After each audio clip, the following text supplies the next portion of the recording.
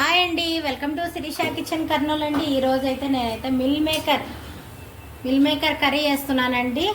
చూపిస్తాను చూడండి. ఇవైతే కనుక ఒక 10 నిమిషాలు నీళ్ళలో వేసి నానబెట్టుకోవాలన్నమాటగా. అట్లా మనం వేసుకునేటప్పుడు బాగా ఇట్లా అనుకొని ఇట్లా బాగా ఒట్టిగా పీసుకొని తీసుకోవాలా. చూడండి, బాగా పెట్టుకున్నాను కదండి. దీనిలోకి ఒక 2 స్పూన్లు నూనె వేసుకుందామండి.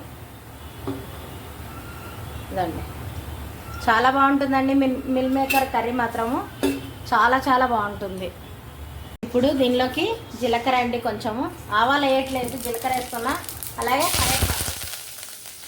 ఒక 2 గడ్డలు ఉల్లిగడ్డలు వేస్తున్నానండి, కట్ చేసినవి.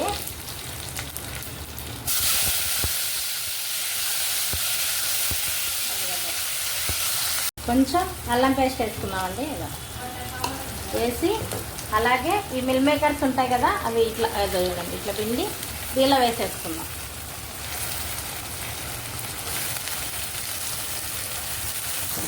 ఇప్పుడు 2 బిర్యానీ ఆకు కూడా వేసేద్దామండి, అవి వేసుకున్నాం.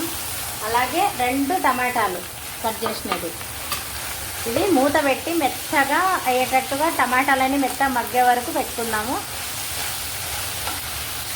చూడండి, ఇట్లా ఏగిందనమాట. దీనిలోకి పసుపు వేస్తున్నానండి. బాగా కొంచెం ఏగిన తర్వాత ఇదండి పసుపు, కొంచెం కారం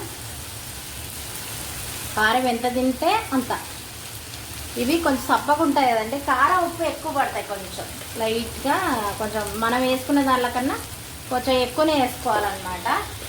ఇట్లాగా వేసుకున్న తర్వాత ఇదండి కొంచెం కింద ఏగనికి అవుతుందన్నమాట, కొంచెం రోస్ట్ మాదిరి. ఇప్పుడు కొంచెం నీళ్ళు వేసుకున్నాం, దీన్ని కొంచెం మగ్గించుకుందాం. చూడండి, ఇప్పుడు మగ్గింది కదా, దీంట్లో కొంచెం మటన్ మసాలా వేసుకుందాం.